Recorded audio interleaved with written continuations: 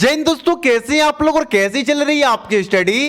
दोस्तों आज की इस वीडियो में क्लास 12 फिजिक्स चैप्टर 1 जिसका नाम वैद्युत आवेश तथा क्षेत्र है, इसके सभी के सभी महत्वपूर्ण प्रश्न उत्तर के साथ देखने वाले हैं। देखिए वो चाहे एमसीक्यू क्वेश्चन हो यानी कि चाहे बहुकल्पीय क्वेश्चन हो, चाहे वो अति लघु हो, चाहे वो लघु उत्तरीय हो, चाहे वो लॉन्ग क्वेश्चन यानी कि दीर्घ उत्तरीय हो, सारे के सारे क्वेश्चन आज की इस वीडियो में हम लोग देखने वाले हैं इस चैप्टर का। ठीक है, मैं आपको गारंटी देता हूं कि यदि आप आज की वीडियो फुल देख लेते हो तो पेपर में इससे बाहर एक प्रश्न नहीं आएगा। ये मेरी भाई 100% की गारंटी है। 100%, 99% भी नहीं कह रहा हूं, 100% कह रहा हूं। ठीक है, और मैं आपको बता दूं कि मैं फिजिक्स की 14वें चैप्टर का ऐसा ही वीडियो लेकर आने वाला हूं। ठीक है, और आप विश्वास नहीं करोगे, मात्र उन 14 वीडियो को देखकर आप अपने पेपर में 99% ला सकते हो मेरे भाई। 90% की बात नहीं कर रहा हूं, 99% की बात कर रहा हूं। ठीक है, और इस 14 वीडियो के बाद में आपको न्यूमेरिकल का वीडियो, डेरिवेशन का वीडियो, उसका ट्रिक का वीडियो में भी आपको दे दूंगा। ठीक है, तो आज से जुड़ जाइए यदि अभी तक आपने तैयारी नहीं किया है तो। ठीक है, तो चलिए शुरू करते हैं। देखिए पहला क्वेश्चन आपके सामने है। अभी मैं इस चैप्टर का पहले एमसीक्यू क्वेश्चन करा दूं, यानी कि जो बहुकल्पीय क्वेश्चन होते हैं इस टाइप के, ये पहले हम कर लेते हैं। इसके बाद हम अति लघु करेंगे, फिर लघु उत्तरीय करेंगे, फिर दीर्घ उत्तरीय करेंगे। ठीक है, देखिए पहला क्वेश्चन है कि विद्युत फलकस का मात्रक है। देखिए बहुत ही इंपॉर्टेंट क्वेश्चन है, इससे वेरी वेरी इंपॉर्टेंट मानिए क्योंकि काफी बार बोर्ड में आ चुका है। मैं वही क्वेश्चन कराऊंगा जो आपके बोर्ड के दृष्टि से जो इंपॉर्टेंट होगा। ठीक है, क्योंकि अब हमारे पास समय नहीं है फालतू चीजों पढ़ने की। ठीक है, तो इनको सबको आप एक कॉपी में नोट करते हुए चलिएगा और बढ़िया से पढ़ते हुए चलिएगा और संकल्प कर लीजिए कि आज की जो वीडियो है, आज की इस वीडियो में जो मैं पढ़ाऊंगा इसको आपको अंत तक पढ़ना है और सभी को आज का ही आज याद कर लेना है। ठीक है, विद्युत फलकस का मात्रक होता है, ऑप्शन है न्यूटन प्रति coulomb, volt minus metre, volt प्रति मीटर या न्यूटन माइनस मीटर प्रति कूलम। तो देखिए मैं आपको क्लियर बता दूं कि विद्युत क्षेत्रीय तीव्रता का मात्रक होता है न्यूटन प्रति कूलम और वोल्ट प्रति मीटर भी उसी का मात्रक होता है। लेकिन अब विद्युत फलकस का मात्रक पूछा गया है, इसका राइट ऑप्शन हो जाएगा दूसरा, वोल्ट माइनस मीटर। ठीक है, चलिए दूसरा क्वेश्चन है 8 कूलम ऋण आवेश में उपस्थित इलेक्ट्रॉनों की संख्या होगी। ये एक प्रकार का न्यूमेरिकल है मेरे भाई, और मैं जानता हूं कि न्यूमेरिकल आप इतना बार कर चुके होंगे कि इसका आंसर आपको याद होगा कि हाँ सर इसका आंसर तो पहला ही होगा 5 × 10⁹। ठीक है, अब जिनको नहीं मालूम है कि सर इसका आंसर ये कैसे होगा वो ध्यान दीजिए। देखिए बोला 8 कूलम ऋण आवेश में उपस्थित इलेक्ट्रॉनों की संख्या होगी। हम सूत्र जानते हैं Q बराबर होता है Ne। यहां पर इलेक्ट्रॉनों की संख्या पूछ रहा है यानी कि n का मान पूछ रहा है, और आप n को इधर लेके जाएंगे तो भैया इधर आ जाएगा क्या Q, इधर E इधर भेज देंगे तो Q/E आ जाएगा। अब भैया मान रख दीजिए, Q का कितना मान दिया 8 कूलम, 8, E का मान आप जानते हैं 1.6 × 10⁻⁻19 कूलम। क्लियर है। अब यहां पर देखिए, यहाँ पर पॉइंट हटा के यहाँ पर दशमलव लगा के, यहाँ पर 0 लगा के दशमलव काट दीजिएगा। ठीक है, 16 से 80 कितने बार में चला जाएगा, 5 बार में चला जाएगा। 10⁻⁻19 को ऊपर लेके जाइएगा तो ये क्या हो जाएगा -19 में, तो जाके ऊपर +19 हो जाएगा। तो लो ना भैया, आंसर तो बन गया ना, देख लो इधर करके दिखा देता हूं 5 × 10⁻19। ठीक है, इतना बताने की जरूरत नहीं थी, ये तो आप स्वयं भी कर सकते थे, लेकिन भैया जो बच्चे बिल्कुल वीक हैं उनके लिए तो करना पड़ेगा मेहनत। ठीक है, देखिए मैं मेहनत अब करूंगा, बिल्कुल करूंगा, और आपका एग्जाम तैयारी जल्द से जल्द खत्म करा के ही मानूंगा। हिंदी की तैयारी हमने कंप्लीट कर ली है, जो 2 टॉपिक बचे हैं उनका मैं वीडियो दे दूंगा, उनका टेंशन ही मत लो। ठीक है, जो बच्चे हिंदी की तैयारी नहीं किए हैं उनका प्लेलिस्ट का लिंक आपको कमेंट बॉक्स में पहला मिल जाएगा, आप जाके वहां से कर सकते हैं। और इंग्लिश का मैं पहले ही बोल दिया हूं, एक 1 शॉट वीडियो लेके आऊंगा और उसी 1 शॉट वीडियो में 2 से 3 घंटा का वीडियो होगा, उसमें इंग्लिश का तैयारी आपका समाप्त हो जाएगा। लेकिन फिजिक्स, केमिस्ट्री, मैथ, बायोलॉजी का तैयारी आपको चैप्टर वाइज करना है। ठीक है, विद्युतशीलता यानी कि ε0 का SI मात्रक है, ये बहुत इंपॉर्टेंट है, इससे बच्चे ज्यादा कंफ्यूज होते हैं इसलिए इंपॉर्टेंट बन जाता है। इसका राइट ऑप्शन हो जाएगा पहला, कूलम स्क्वायर प्रति न्यूटन माइनस मीटर स्क्वायर, ये आपको दिमाग में रखना है। ठीक है, चलिए जो इसका चौथा एमसीक्यू है उसे भी हम लोग देख लेते हैं।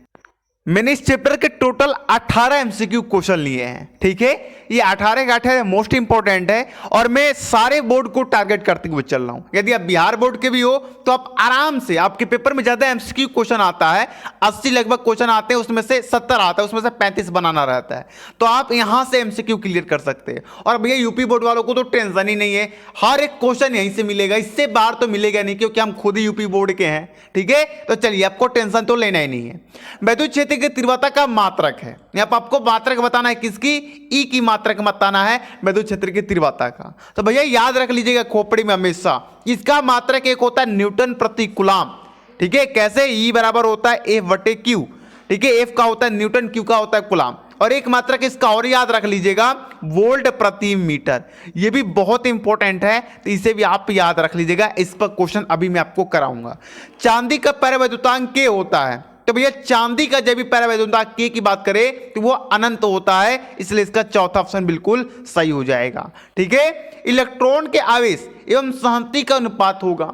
बच्चे इसमें बहुत ज्यादा डाउट रखते हैं कि सर मैं इसका आंसर तो जानता हूं कि ये पहला होगा 1.77 × 10⁻11 कूलाम प्रति केजी, लेकिन सर ये कैसे आएगा ये हमें बता दीजिए। तो देखो मेरे भाई, मैं आपको बताता हूं, ये जो है ये होता है E बटे M पर, यानी कि इलेक्ट्रॉनों की संख्या यहां पर 1.6 × 10⁻19 रख के और बटे में आपको इलेक्ट्रॉन का द्रव्यमान रखना पड़ेगा, उसको काटाम पिटाम करने के बाद आपका ये आंसर आएगा। लेकिन इतना करने की जरूरत है नहीं, क्योंकि एमसीक्यू में डायरेक्ट आपको आंसर बताना है, इसलिए आप याद कर लीजिए कि इलेक्ट्रॉन के आवेश एवं शांति का अनुपात जो होता है वो 1.77 × 10⁻11 कूलाम प्रति केजी होता है। 7 नंबर क्वेश्चन की बात कर ले तो 7 नंबर क्वेश्चन है कि 1 माइक्रोकूलाम, ये 1 है, 1 माइक्रोकूलाम तथा 4 माइक्रोकूलाम के 2 आवेश एक दूसरे से कुछ दूरी पर वायु में स्थित हैं, उन पर लगने वाला बल का अनुपात जो होगा वो 1:1 होगा। कैसे? देखिए मेरे भाई, आप हैं और आपके दोस्त हैं, आप दोनों लोग कितने रोटी खाए? 4-4 रोटी खाए। ठीक है, मैं एग्जाम्पल दे रहा हूं इसको समझाने के लिए। आप दोनों लोग 4-4 रोटी खाए। मैं आपसे पूछा, बताओ भाई तुम और तुम्हारे दोस्त कितने रोटी खाए? तुम कहोगे सर हमने 4-4 खाए। फिर तुम्हारे दोस्त से मैं पूछूं कि बताओ तुम और तुम्हारे दोस्त ने कितने कितने रोटी खाए? तुम दोनों, तो वो भी कहेगा 4-4 रोटी खाए। यानी कि उससे भी पूछ रहा हूं तो एक ही आंसर दे रहा है, उससे भी पूछ रहा हूं तो एक ही आंसर दे रहा हो। ठीक है, अब तुम्हारे और तुम्हारा दोस्त 1 मीटर की दूरी पर स्थित है। मैं तुमसे पूछूं कि तुम्हारा दोस्त कितने दूरी स्थित है, तो तुम बोलोगे 1 मीटर की दूरी पर है। तुम्हारे दोस्त से जाके बोलूं कि वो तुम्हारा दोस्त कितने दूरी पर है, तो वो बोलेगा 1 मीटर के। समझ रहे मेरी बात? यानी कि भैया तुम 1 माइक्रोकूलाम लो चाहे 4 माइक्रोकूलाम लो, इनके अनुपात जो होगा वो 1.1 ही होगा। 1.1 बोले, यहाँ पर अनुपात बोला है तो ये लगा लीजिए, 1:1 होगा, सब में लगा लीजिए मेरे भाई। मतलब ये क्वेश्चन आप याद कर सकते हैं, ये एक न्यूमेरिकल है, लेकिन आप इसे याद कर लीजिए, जो मैंने एग्जाम्पल दिया है इसी के थ्रू याद रख लीजिएगा। ऐसे तो आप ऐसे भी याद रख सकते हैं, ये मैंने इसलिए दिया कि आपको याद हो जाए। ये एक न्यूमेरिकल ही था। ठीक है, लेकिन हम एमसीक्यू में न्यूमेरिकल कम करेंगे, क्योंकि ज्यादा टाइम बर्बाद हमें पेपर में नहीं करनी है। किस बिंदु पर विद्युत क्षेत्र की तीव्रता निम्न में से R² के अनुकरणपाती होगी? तो भैया बिंदु आवेश की याद रखिएगा। ठीक है, चलिए जो हमारा नेक्स्ट क्वेश्चन है उसे भी हम लोग देख लेते हैं। विद्युत क्षेत्र ई वेक्टर में पी वेक्टर आघूर्ण वाले दीर्घों पर लगने वाला बल आघूर्ण ज्ञात कीजिए। यह बल आघूर्ण का यहाँ पर टिक बताना है। मैं आपको बता देता हूं, बल आघूर्ण को टाउ से प्रदर्शित करते हैं। टाउ बराबर होता है पी sin थीटा, ये आप जानते हैं। लेकिन यहाँ पर वेक्टर में यानी कि सदिश रूप में लिखना है, तो हमेशा याद रखिए कि टाउ बराबर होता है पी वेक्टर गुणे ई वेक्टर। इसका दूसरा ऑप्शन बिल्कुल ही सही हो जाएगा। ठीक है, एक इलेक्ट्रॉन जिस पर आवेश ई तथा द्रव्यमान m है, तो एक समान विद्युत क्षेत्र E में गतिमान इसका त्वरण है, तो इसमें हो जाएगा कैपिटल E इंटू में स्मॉल e बटे m। ठीक है, चलिए ये सब याद करने वाले क्वेश्चन है। पहला चैप्टर में आपको थोड़ा हार्ड एमसीक्यू दिखते हैं, मैं खुल के बोल रहा हूं, लेकिन इसके बाद जो भी चैप्टर हैं वो सब आपके बेसिक से हैं, तो उनमें कोई दिक्कत नहीं होगा। इसी में थोड़ा ज्यादा एमसीक्यू भी है और इनको आपको याद भी करने पड़ेंगे। वायु में रखे 2 धनावेशों के मध्य परावैद्युतांक पदार्थ रख देने पर इनके बीच प्रतिकर्षण बल का मान हमेशा घट जाएगा। ये जो परावैद्युत पदार्थ होता है ना, ये बल होता है इसको घटाता है, तो वो चाहे प्रतिकर्षण बल हो चाहे भैया कोई बल हो, ये घटाएगा ही घटाएगा। ठीक है, याद रखिएगा। 12 नंबर है कि 2 कूलाम के 2 बराबर व विपरीत आवेश परस्पर 0.04 मीटर के दूरी पर रखे गए हैं। निकाय का विद्युत दीर्घ गुण ज्ञात कीजिए। P का मान कह रहा है निकालने के लिए, तो P बराबर होता है Q गुणे 2L। Q का मान दिया है 2 कूलाम, 2 गुणा लिख लिया हमने, गुणा 2L, दूरी कितना दिया है 0.04, तो 0.04 हमने लिख लिया। जब इसमें गुणा करेंगे तो 0.08 आएगा। लेकिन यहां पर भैया ये जो 0 है ना, इनको अलग ले लिया है। तो देखो भैया, दशमलव के बाद कितने अंक है, 2 अंक है, तो हम 10 के ऊपर -2 ले लेंगे। 3 अंक होते तो -3 होता, 4 अंक होते तो 10 के ऊपर -4 होता। क्लियर है ना यहाँ तक? चलिए, तो यहाँ पर इसका तीसरा ऑप्शन बिल्कुल राइट हो जाएगा। चलिए, जो नेक्स्ट क्वेश्चन है उससे भी हम लोग देख लेते हैं। 13 नंबर क्वेश्चन है कि एक इलेक्ट्रॉन विद्युत क्षेत्र में अविलंबोत प्रवेश करता है, तो इलेक्ट्रॉन का गमन पथ होगा या है, बोल सकता है, तो इसका परवलयाकार होगा। याद रख लीजिए, एकदम इनको रट्टा मार लीजिए। मैं आपसे यही कहूंगा, समझने का टाइम नहीं है, जो समझने का टाइम था उससे आप गंवा चुके हो। ठीक है, अब रटने का टाइम है, यदि अब रटोगे तभी फायदे में रहोगे। ठीक है, 14 नंबर प्रश्न है कि किसी कुचालक या विद्युत रोधी मध्य का परिवैद्युतांक क्या हो सकता है। देखिए, कभी भी कुचालक का जो परिवैद्युतांक का मान होता है ना, वो 1 से अधिक होता है, 1 से कम कभी हो ही नहीं सकता है। तो भैया -3 तो होगा नहीं, क्योंकि 1 से कम है। 0 भी नहीं होगा, 0.7 भी नहीं होगा भैया, 6 होगा क्योंकि ये 1 से अधिक है। यहाँ पर 5 दे दे, 4 दे दे, 3 दे दे, 2 दे दे, 1 भी दे सकता है। तो 1 हो सकता है और 1 से अधिक भी हो सकता है, याद रखिएगा आप। ठीक है, 1 से कम नहीं हो सकता है बस। चलिए, 15 नंबर है कि जब घर्षण से किसी वस्तु को आवेशित किया जाता है, तब उस वस्तु का भार या द्रव्यमान, मतलब ये घट जाता है या बढ़ जाता है। तो देखिए मेरे भैया, वो घट भी सकता है और बढ़ भी सकता है। ठीक है, क्योंकि जब आप घर्षण करते हो किन्हीं 2 वस्तुओं में, तो हमें ये नहीं मालूम होता कि कौन सा धनावेशित होगा, कौन सा ऋणावेशित होगा। ठीक है, एक तरफ से आप इतना याद रखें, घर्षण से जो आवेशित उत्पन्न होता है, जो वस्तु आवेशित होता है, उसका द्रव्यमान बढ़ भी सकता है और घट भी सकता है। ज्यादा दिमाग लगाने की जरूरत नहीं है। एक बंद पृष्ठ के भीतर n विद्युत दीर्घ स्थित है। जब भी n विद्युत दीर्घ स्थित है ना किसी बंद पृष्ठ के अंदर, और उसका विद्युत फलकस का बात कर दे, तो समझिएगा भैया 0 होगा। याद रख लीजिए, ये इंपॉर्टेंट है। एक बंद पृष्ठ के भीतर, कोई बंद पृष्ठ है, उसके भीतर n विद्युत दीर्घ है, तो भैया उसका विद्युत फलकस का मान 0 हो जाएगा। ठीक है, चलिए ये क्वेश्चन मैं कराऊंगा लॉन्ग में, क्यों 0 हो जाएगा ये मैं कराऊंगा। एल भुजा के एक घन के, एल भुजा के एक घन की बात करें तो भैया इसमें 6 पृष्ठ होते हैं। 6 याद रख लो दिमाग में, घन के नाम सुनते ही 6 दिमाग में याद रख लो कि केंद्र पर आवेश +Q, घन के एक तल से निर्गत विद्युत फलकस। और अब विद्युत फलकस का मान पूछ दे तो भैया विद्युत फलकस बराबर क्या होता है, Q/ε0 होता है। ε0 में 6 से गुणा कर दो, ये तुम्हारा विद्युत फलकस आ जाएगा। ठीक है, तो ये देखो यहां पर इसका दूसरा ऑप्शन सही हो जाएगा। चलिए, जो मेरा नेक्स्ट क्वेश्चन है उसे भी हम लोग देख लेते हैं। 18 नंबर क्वेश्चन है, 2 बिंदु आवेशों के बीच F बल न्यूटन स्थित विद्युत बल कार्य करता है। यदि आवेशों को परावैद्युतांक K के माध्यम में रख दिया जाए तब यह बल होगा। ये एक प्रकार का सूत्र है, मैं आपको बता देता हूं। FM बराबर होता है F/K, तो इसका राइट ऑप्शन चौथा हो जाएगा। ठीक है, चलिए आपको कमेंट करके बताना कि 18 में से आपने कितने क्वेश्चन का आंसर आपने सही दिया है। ठीक है, क्वेश्चन थोड़े हार्ड थे, ये मैं नहीं कहूंगा कि नहीं थे, लेकिन थे। अति लघु प्रश्न आप देख लीजिए इस चैप्टर के, अति लघु भी आपके पेपर में 1 नंबर के ही आएंगे ये क्वेश्चन। ठीक है, तो मैं आपको बता देता हूं। पहला है कूलाम के नियम का सदिश रूप बताइए। कुछ नहीं करना है, कूलाम का नियम लिख के R कैप लगा देना है। अगर आप यहां पर 21 लिखोगे तो यहां पर भी 21 लिखना पड़ेगा, तो आप सिंपल में लिख सकते हो या 21 भी लगा के लिख सकते हो। तो ये आपके कूलाम के नियम का सदिश रूप है। ठीक है, इसमें ज्यादा नहीं लिखना है, 1 नंबर का तो क्वेश्चन है, ज्यादा लिख के क्या करोगे। आवेशों के मध्य लगने वाले विद्युत बल की सहायता से विद्युतशीलता का बीमे समीकरण निकालिए, यानी एप्सिलॉन का, इसका पूछ रहा है। तो हम लिख लेंगे कूलाम का नियम, A बराबर 1/4πε0 Q1 × Q2/R²। हमें इसका भैया विमेय सूत्र चाहिए, तो हम इसको इधर भेज देंगे और F को हम इधर भेज देंगे। अब F देखिए यहाँ पर Q1 × Q2। अब ये Q का आवेश का विमेय क्या होता है, 80 होता है। यहाँ पर 2 है तो 2 बार 80 ले लेंगे। 1/4π का कोई विमेय सूत्र नहीं होता, इसलिए इसको छोड़ देंगे। F है यानी कि बल, बल का बीमीय सूत्र होता है ml t इनवर्स। ठीक है, अब यहाँ पर दूरी है तो दूरी का जो बीमीय होता है वो L होता है, लेकिन यहाँ पे स्क्वायर है इसलिए हमने L स्क्वायर ले लिए। ठीक है, m को ऊपर भेजोगे m इनवर्स हो जाएगा। यहाँ पर L एक ये और ये दो, 3 L हो जाएंगे। जब ऊपर भेजोगे तो L के पावर -3 हो जाएगा। अब यहाँ पर देखो t के ऊपर -2 है, ऊपर भेजोगे तो पहले से 2t है तो 2t ये और ऊपर जाएगा तो ये प्लस में तो 4 हो जाएंगे t, तो t के ऊपर 4 और ये a स्क्वायर, तो ये आपका बीमीय सूत्र है। ठीक है, चलिए अब जो नेक्स्ट क्वेश्चन है उसे भी हम लोग देख लेते हैं। सबसे इजी क्वेश्चन और सबसे इंपॉर्टेंट क्वेश्चन है ये कि विद्युत क्षेत्र की तीव्रता की परिभाषा तथा इसका मात्रक लिखिए। तो मैंने अपने भाषा में लिखा है, आपको जो भी इसका परिभाषा याद है लिख सकते हैं मेरे भाई। ये मत सोचना है कि जो बुक में लिखा है वही लिख के आएंगे, क्या नहीं, आप अपने से भी बना के लिख सकते हो। मैं अभी इसका 2 फॉर्मूला दो परिभाषा लिखवाऊंगा, आपको लिखवाऊंगा नहीं बताऊंगा, एक तो लिखा रहा हूं एक बताऊंगा।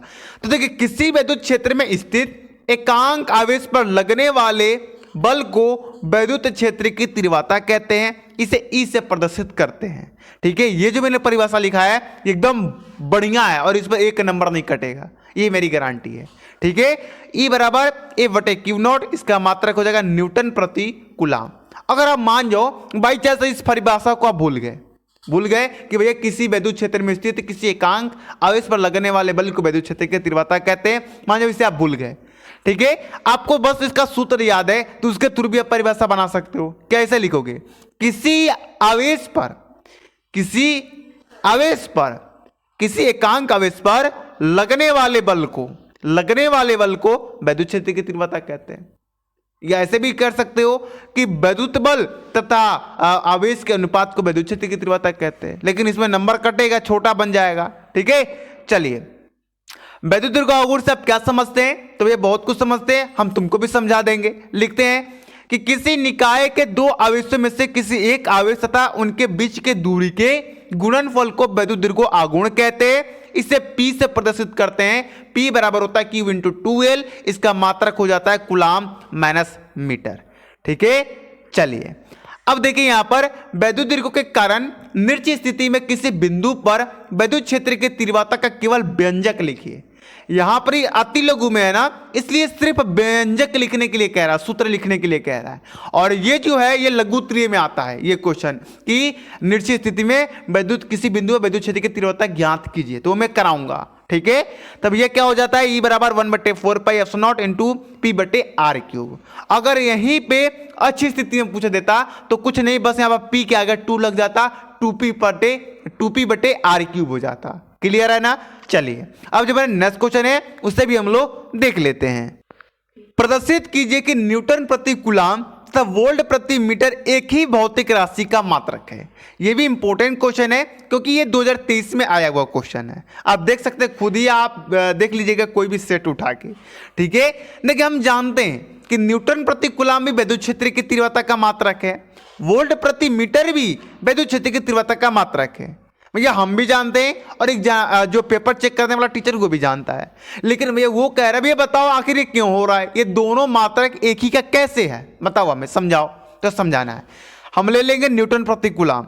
अब न्यूटन प्रति कूलाम से अगर हमने वोल्ट प्रति मीटर बना दिया तभी हम समझ जाएंगे कि दोनों विद्युत क्षेत्र की तीव्रता का मात्रक है।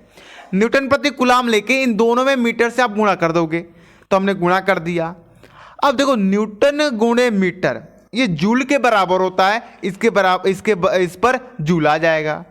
जूल प्रति कूलाम ये भैया वोल्ट के बराबर होता है, तो वोल्ट प्रति मीटर आ जाएगा। तो लो ना भैया, वोल्ट प्रति मीटर तो आ गया। इसको सॉल्व करते करते हमने ये ला लिया, यानी कि LHS बराबर ला लिया RHS, मैथ वाला ट्रिक है। ठीक है, चलिए स्थिर वैद्युतिकी में गॉस के नियम का उल्लेख कीजिए, बहुत इंपॉर्टेंट है। इस नियम के अनुसार किसी बंद पृष्ठ में गुजरने वाले कुल विद्युत पल्कस फाई इस पृष्ठ पर उपस्थित आवेश का, यहां पर का लिख लीजिए, आवेश का 1/ε0 गुना होता है। फाई बराबर Q/ε0।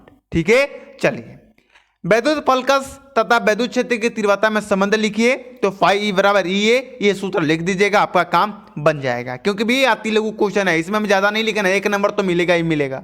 ठीक है, चलिए अब हमारा जो नेक्स्ट क्वेश्चन है उसे भी हम लोग देख लेते हैं।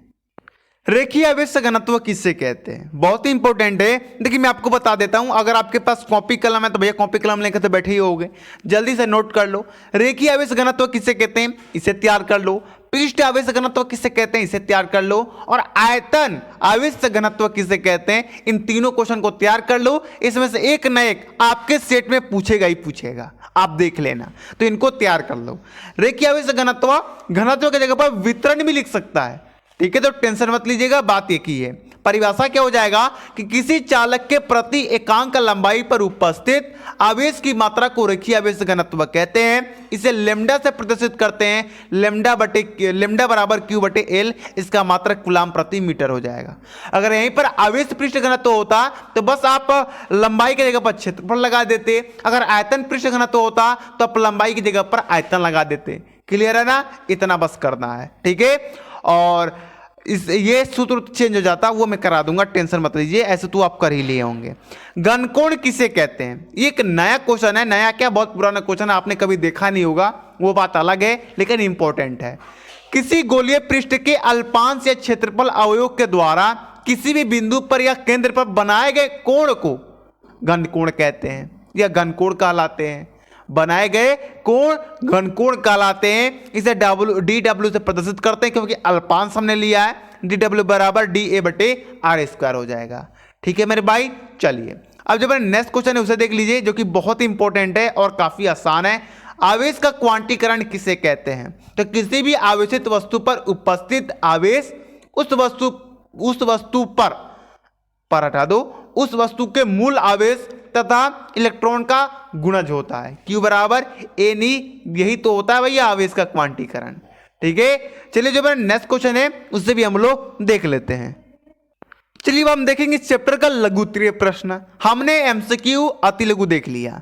देखिए इस चैप्टर में आपको मैं बता दूं, इतना ही जो मैं बता रहा हूं बस इतना परिभाषा तैयार कर लो। इस चैप्टर में डेरिवेशन बहुत ज्यादा है और न्यूमेरिकल भी बहुत ज्यादा है, तो भैया हम इस वीडियो में डेरिवेशन और न्यूमेरिकल नहीं देखेंगे, ठीक है। अगर हम सब एक साथ देखने लगेंगे ना तो आधा चीज भूल जाएंगे।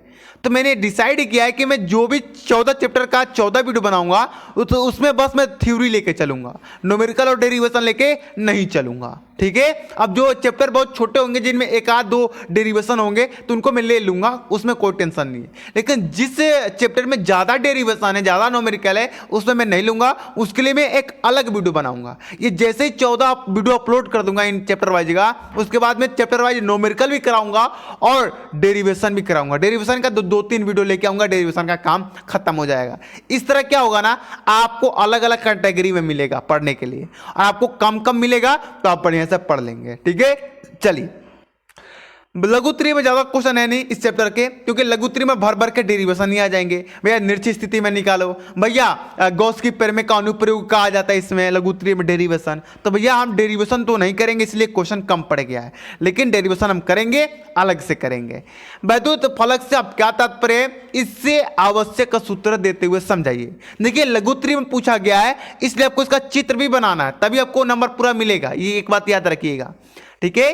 तो वैद्युत क्षेत्र में स्थित किसी पृष्ठ से गुजरने वाला कुल वैद्युत बल रेखा की मात्रा को वैद्युत फलक कहते हैं। इसे फाई से प्रदर्शित करते हैं, फाई बराबर होता है ई है, ठीक है। यहां पर देख लीजिए, इसका मैंने फिगर बना दिया, ये जो रेड रेड आप देख रहे हैं ये एक समान वैद्युत क्षेत्र है, इसमें एक हमने पृष्ठ रख दिया। अब इससे क्या हो रही है, वैद्युत बल रेखा गुजर रही है, और इसी की मात्रा को हम क्या कहते हैं भैया, वैद्युत फलक कहते हैं। इसका मात्रक भी लिख लीजिए, यहां पर लिखवा भी देता हूं, कौन जाने भैया मात्रक भी पूछ ले, ठीक है। मात्रक भी बोलता है, जानते क्या बोल देगा, वैद्युत फलक से क्या तात्पर्य है, इसका मात्रक भी लिखिए, तो मैं लिखवा देता हूं, वोल्ट माइनस मीटर। ऐसे ये एमसीक्यू में बहुत ज्यादा आता है, मैंने शायद एमसीक्यू में भी आज कराया ही होगा। कूलाम का वैद्युत बल संबंधित नियम लिखिए, बहुत इंपॉर्टेंट है और भैया सबको आता है ये। इस नियम के अनुसार दो बिंदु आवेशों के बीच लगने वाला आकर्षण तथा प्रतिकर्षण बल उन दोनों बिंदु आवेशों के परिणामों के गुणनफल का अनुकोणानुपाती तथा इनके बीच की दूरी के वर्ग का व्युत्क्रमानुपाती होता है, ठीक है। ठीक है भैया, यहां पर देख लीजिए, यहां पर सूत्र हमने ज्ञात कर लिया, ये सब समझाने की जरूरत नहीं है, ये सब आपको आता है। अगर नहीं आता भैया तो क्या कर रहे थे भैया, सब आता है आपको, ठीक है। ये इसका सूत्र है। चलिए अब जो हमारा नेक्स्ट क्वेश्चन है उससे भी हम लोग देख लेते हैं। वैद्युत बल रेखा क्या होती हैं इनकी विशेषताएं भी लिखिए। विशेषताएं की जगह पर कभी गुण भी पूछ देता है तो उसका टेंशन आपको नहीं लेना है। बात वही है, विशेषता बोलो या गुण बोलो, दोनों एक ही चीज है, ठीक है, एक दूसरे के परवाची हैं। वैद्युत बल रेखा क्या होती है पहले वो देख लीजिए। वह बल रेखाएं, वैद्युत बल रेखाएं वह बल रेखाएं होती हैं जिन पर एकांक आवेश या परिचरण आवेश स्वतंत्र रूप से गति करते हैं या चलते हैं, वैद्युत बल रेखाएं कहलाती हैं, ठीक है। चलिए गुण बोला लिखने के लिए तो भैया गुण लिख लेंगे, मैंने 4 लिखवा दिए हैं, बहुत इजी हैं, इन्हीं को आप लोग तैयार कर लीजिए। वैद्युत बल रेखाएं सतत होती हैं, यानी कि ये एक समान रूप से गति करती हैं, एक समान रूप से फैलती हैं, ठीक है। ये नहीं कि कोई इधर से निकल गया उधर से, नहीं, ये एक लाइन बना के निकलती हैं, सतत होती हैं, ठीक है। वैद्युत बल रेखाएं धन आवेश से परम तथा ऋण आवेश पर क्या हो जाती हैं, समाप्त हो जाती हैं, ठीक है। वैद्युत बल रेखा एक दूसरे को कभी नहीं काटती हैं, ठीक है। इन पर एकांक आवेश स्वतंत्र रूप से गति करता है। बस ये 4 लिख लीजिएगा और ये परिभाषा लिख दीजिएगा। अगर आपको फिगर बनाने आता तो बनाइए, नहीं तो कोई बात नहीं, बना दीजिएगा तो बहुत बढ़िया, नहीं भी बनेगी तो नंबर नहीं कटेगा, इतना काफी है, ठीक है। चलिए अब हमने इस चैप्टर का सभी के सभी जो थ्योरी वाले क्वेश्चन थे वो हमने कर लिया। एक होमवर्क मैं आपको दे रहा हूं, वैद्युत बल तथा गुरुत्वाकर्षण बल में अंतर लिखिए। ये बहुत आसान क्वेश्चन था, इसलिए मैंने सोचा कि आप लोगों को होमवर्क में दे दूं। हर एक वीडियो में आप लोगों को मैं होमवर्क दूंगा और जो होमवर्क में जो क्वेश्चन दूंगा ना वो इजी होगा लेकिन मोस्ट इंपॉर्टेंट होगा, ठीक है। तो इसको आप लोग जरूर बना लीजिएगा। और मैं आपको बता दूं कि हमने इस वीडियो में डेरिवेशन और न्यूमेरिकल को नहीं लिया है, क्योंकि अगर वो लेते तो वीडियो और ज़्यादा लंबा हो जाता और आपको आधा से अधिक दिमाग से निकल जाता। तो मैंने यही कहा हूँ कि अगर अभी जो थ्योरी हैं उनको हम हर वीडियो में देखते चलेंगे और जैसे थ्योरी वाले हमारे क्लासेस खत्म हो जाएंगे उसके बाद मैं आपको डेरिवेशन का वीडियो और न्यूमेरिकल का वीडियो अलग से दे दूंगा, ठीक है। डेरिवेशन 2 या 3 वीडियो में क्लियर करा दूंगा और न्यूमेरिकल की बात रही तो मैं न्यूमेरिकल को भी कोशिश करूंगा कि 5 से 6 वीडियो में क्लियर करा दूं। भैया 2-3 दिन में तो डेरिवेशन न्यूमेरिकल हो जाएगा, उसका कोई टेंशन नहीं है, लेकिन थ्योरी आप तैयार कर लीजिए पहले, उसके बाद थ्योरी के बाद आप न्यूमेरिकल करेंगे फिर डेरिवेशन करेंगे, क्लियर है। और केमिस्ट्री का मैं बता दूं, केमिस्ट्री का तो कोई टेंशन ही नहीं है भैया, उसका 10 चैप्टर है ना तो 10 वीडियो आएंगे, उसका काम तमाम। मैथ का भी कोई टेंशन नहीं है, मैथ का भी वीडियो बहुत जल्द आएगा, ठीक है। आज के वीडियो कैसा लगा आपको कमेंट करके बताना है और जितने भी चैप्टर बचे हैं उनको वीडियो पाने के लिए आपको चैनल से जुड़ना पड़ेगा। चैनल को सब्सक्राइब कर लीजिए और बेल आइकन दबा दीजिए। चैप्टर 2 का वीडियो आज शाम को ही आ जाएगा, स्थिर विभव तथा धरिता, उसके जितने भी इंपॉर्टेंट जो क्वेश्चन है लघुत्तरीय दीर्घोत्तरीय एमसीक्यू सबका सब एक ही वीडियो में आपको मिलने वाला है। अपने दोस्तों के पास हमारा वीडियो जरूर शेयर कीजिए। मिलते हैं अगली वीडियो में। जय हिंद, जय भारत।